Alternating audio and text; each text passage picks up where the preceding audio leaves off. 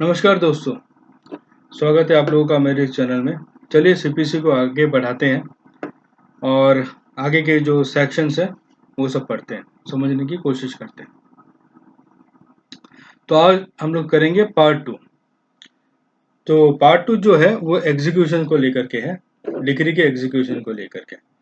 Section 36 application to orders. इस code के जो प्रोविजंस हैं जो कि डिग्री के एग्जीक्यूशन से जुड़े हुए हैं, वो सब प्रोविजंस भी इंक्लूडेड हैं जो कि पेमेंट से जुड़े हुए हैं डिग्री के अंदर। जहां तक हो सके वहां तक अप्लाई होंगे ऑर्डर के एग्जीक्यूशन में भी। ठीक है। Section 37 definition of court which past A degree. Court which past A degree का मतलब होगा, नंबर ए, जहां पर जो डिग्री है जिसे एग्जीक्यूट कराना है जो कि पास की गई अपीलेट जुरिस्डिक्शन द्वारा। इस केस में कोर्ट का मतलब होगा वो कोर्ट जहां पर केस पहली दफा किया गया था। ठीक है। नंबर बी, जहां पर जो कोर्ट ऑफ फर्स्ट इंस्टेंस है वो या तो बंद हो गया है या उसके पास एग्जीक्यूशन पावर नहीं है, तब वो कोर्ट अगर वो सूट जिसके ऊपर डिग्री पास की गई है अगर उस दूसरे कोर्ट में सूट फाइल किया जाता और उसके पास पावर होता डिग्री को एग्जीक्यूट करने का, तब वो दूसरे वाला कोर्ट को कोर्ट विच पास्ट ए डिग्री बोला जाएगा। इसमें एक्सप्लेनेशन है, जो कोर्ट ऑफ फर्स्ट इंस्टेंस है उसका पावर डिग्री एग्जीक्यूट करने का खत्म नहीं होता है इस ग्राउंड के ऊपर में कि सूट फाइल कर देने के बाद जिसके ऊपर डिग्री पास की गई या फिर डिग्री पास कर देने के बाद कोई भी एरिया को ट्रांसफर कर दिया गया है उस कोर्ट के जुरिस्डिक्शन से किसी और कोर्ट के जुरिस्डिक्शन में। लेकिन ऐसे सभी केसेस में वो जो दूसरा कोर्ट होगा उसके पास भी जुरिस्डिक्शन रहेगा डिग्री को एग्जीक्यूट करने का। अगर उस टाइम पर जिस टाइम में application for execution of degree किया गया उस टाइम पर उस दूसरे कोर्ट के पास पावर था उस केस को ट्राई करने का। ठीक है। कोर्ट्स बाय विच डिग्री में भी एग्जीक्यूट, कौन कौन से कोर्ट डिग्री को एग्जीक्यूट कर सकते हैं। Section 38 court by which degree में भी एग्जीक्यूटेड। डिग्री कौन सा कोर्ट एग्जीक्यूट कर सकता है। डिग्री वो कोर्ट एग्जीक्यूट कर सकता है जिसने ये डिग्री पास की, या फिर वो कोर्ट कर सकता है जिसके पास डिग्री भेजी गई एग्जीक्यूशन कराने के लिए। कमेंट्स। नंबर 1, जजमेंट डेटर्स के कहने पर अगर एग्जीक्यूशन प्रोसीडिंग्स रीट्रांसफर हो जाती है फिर भी ये डिग्री होल्डर्स को रोक नहीं सकती नए से एग्जीक्यूशन प्रोसीडिंग शुरू करने से दूसरे जजमेंट डेटर्स के अगेंस्ट में एट ओरिजिनल कोर्ट। ठीक है। नंबर 2, जो इंजंक्शन की डिग्री होती है वो एनफोर्सिएबल नहीं होती, फिर भी ये एनफोर्स कराई जा सकती है पुलिस की हेल्प द्वारा और कोर्ट के नेसेसरी डायरेक्शंस पर। Section 39 transfer of degree. Number 1, वो कोर्ट जिसने डिग्री पास की है डिग्री होल्डर के एप्लीकेशन के बाद एग्जीक्यूशन के लिए डिग्री को किसी और कॉम्पिटेंट कोर्ट में भेज सकती है।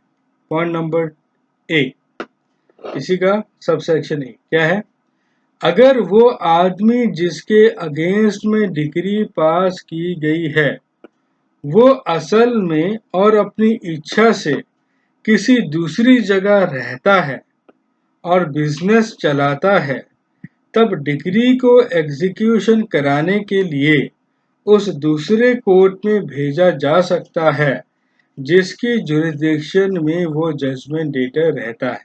पॉइंट नंबर बी, अगर जजमेंट डेटर के पास कोई प्रॉपर्टी नहीं होती है उस कोर्ट के जुरिस्डिक्शन में जिसने डिग्री पास की, पर प्रॉपर्टी होती है उस दूसरे कोर्ट की जुरिस्डिक्शन में। पॉइंट नंबर सी, अगर जो डिग्री है वो इमूवेबल प्रॉपर्टी की सेल या डिलीवरी को लेकर कोई फैसला देती है और जो इमूवेबल प्रॉपर्टी है वो किसी दूसरे कोर्ट की जुरिस्डिक्शन में पड़ती है। पॉइंट नंबर डी, अगर वो कोर्ट जिसने डिग्री पास की कोई कारण से अगर कंसिडर करती है, जो कि लिखित रूप में होना चाहिए, कि जो डिग्री उसने दी वो कोई दूसरा कोर्ट में एग्जीक्यूट होगी। पॉइंट नंबर टू, वो कोर्ट जिसने डिग्री पास की अपनी इच्छा से भेज सकती है एग्जीक्यूशन के लिए कोई दूसरे सबऑर्डिनेट कोर्ट में जिसके पास जुरिस्डिक्शन का पावर हो। Point number three, that is subsection 3, इस सेक्शन के उद्देश्य के लिए एक कोर्ट को बोला जाएगा कि वो कोर्ट कॉम्पिटेंट है जुरिस्डिक्शन के लिए अगर जिस समय एप्लीकेशन किया गया डिग्री की एग्जीक्यूशन को ट्रांसफर करने का उस दूसरे कोर्ट के पास जुरिस्डिक्शन होता है कि वो सूट को ट्राई कर सके जिस सूट में डिग्री पास की गई है। सूट को ट्राई करने की कैपेसिटी होनी चाहिए। सबसेक्शन 4, इस सेक्शन में ऐसा कहीं नहीं कहा गया है जो कि कोर्ट को ऑथराइज करता है जिसने डिग्री पास की कि वो इस डिग्री को एग्जीक्यूट करे किसी भी पर्सन या प्रॉपर्टी के अगेंस्ट में जो कि उसकी जुरिस्डिक्शन से बाहर है। Section 40, transfer of decree to court in another state, जहां पर डिग्री भेजी जाती है एग्जीक्यूशन के लिए दूसरे स्टेट में, ये उस कोर्ट में भेजी जाएगी और इस तरीके से एग्जीक्यूट होगी जो कि उस स्टेट के रूल्स में बताया गया। Section 41, result of execution proceedings to be certified, वो कोर्ट जिसके पास डिग्री भेजी जाती है एग्जीक्यूशन के लिए, उसकी ये रिस्पॉन्सिबिलिटी है कि वो उस कोर्ट को सर्टिफाई करे जिस कोर्ट ने डिग्री पास की है कि उस कोर्ट ने डिग्री एग्जीक्यूट कर दी है या फिर वो कोर्ट डिग्री को एग्जीक्यूट करने में फेल हो गया है। Section 42, powers of court in executing transferred degree, वो कोर्ट जिसके पास डिग्री एग्जीक्यूशन के लिए भेजी जाती है के पास वो सब पावर्स होंगे जो कि उसके पास होते अगर उस कोर्ट ने डिग्री पास की होती। वो सारे लोग जो कि अवहेलना करते हैं या बाधा डालते हैं डिग्री के एग्जीक्यूशन में, वो सभी लोग पनिशेबल होंगे इस कोर्ट के द्वारा उसी तरीके से जिस तरीके से होते अगर वो कोर्ट ने डिग्री पास की होती। और उनका ये ऑर्डर डिग्री के एग्जीक्यूशन के लिए उसके ऊपर वो सभी रूल्स अप्लाई होंगे जो कि होते अगर डिग्री उसी कोर्ट ने पास की होती।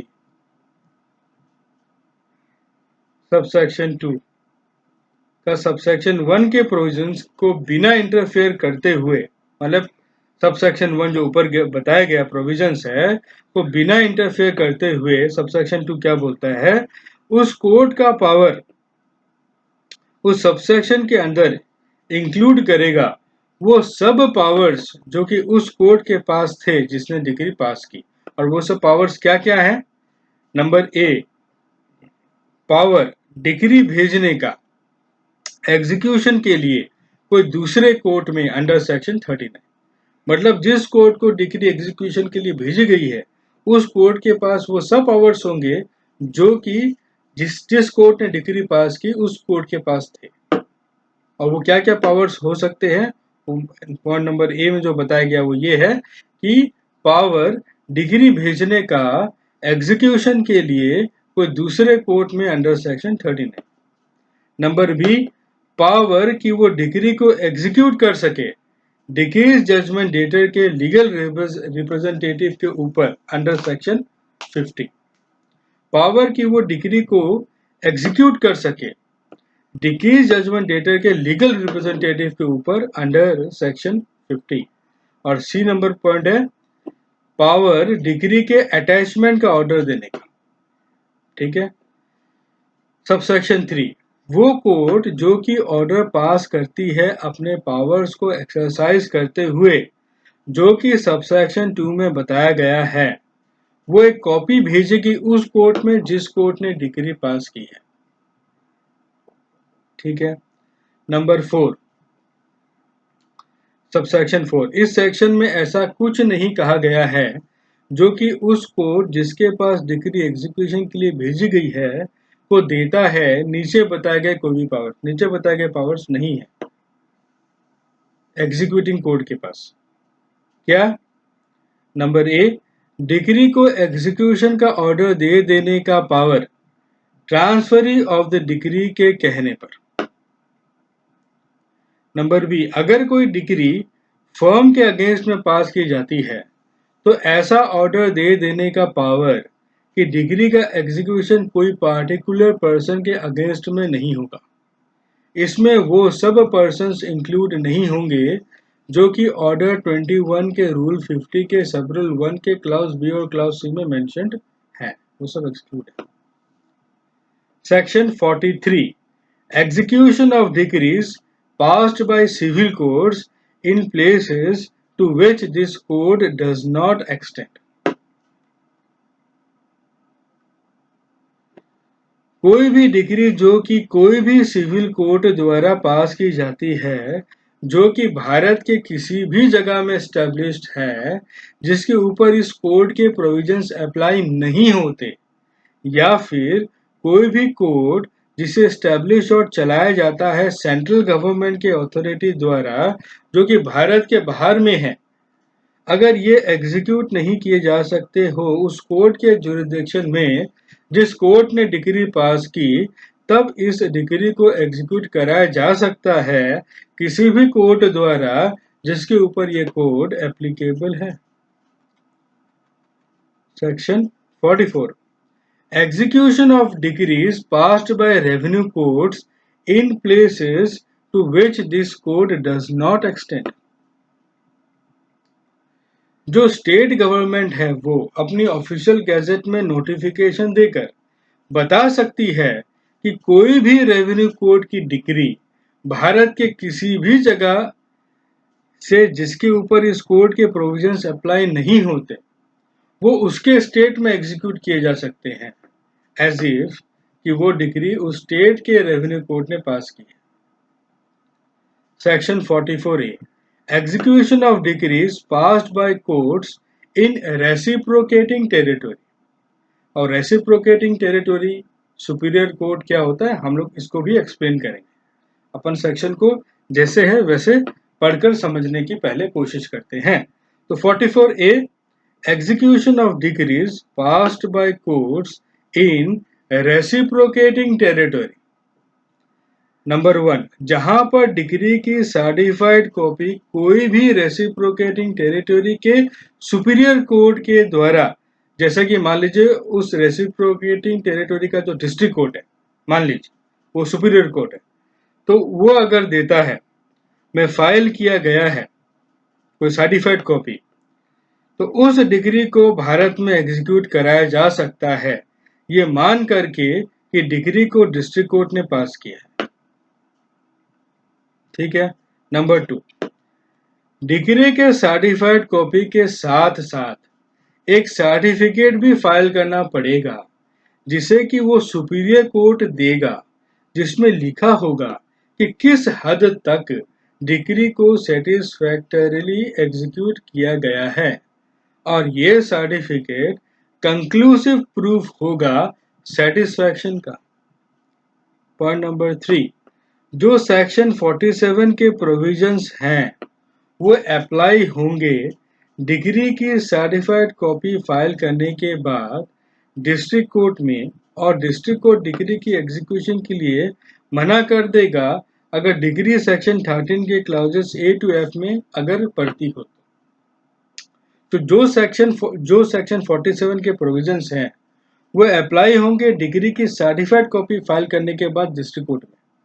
डिस्ट्रिक्ट कोर्ट ने फाइल कर दिया, अच्छा, और डिस्ट्रिक्ट कोर्ट डिग्री की एग्जीक्यूशन के लिए मना कर देगा, और डिस्ट्रिक्ट कोर्ट मना कर देगा अगर डिग्री सेक्शन 13 के क्लाउजेस A to F में अगर पड़ती है, तो नहीं तो अलाउ कर देगा। इसमें है एक्सप्लेनेशन 1, क्या रेसिप्रोकेटिंग टेरिटरी का मतलब होता है कोई देश या टेरिटरी जो कि भारत के बाहर है, जिसे कि सेंट्रल गवर्नमेंट ऑफिशियल गैजेट में नोटिफिकेशन के द्वारा डिक्लेयर करती है एज रेसिप्रोकेटिंग टेरिटरी इस सेक्शन के पर्पस के लिए।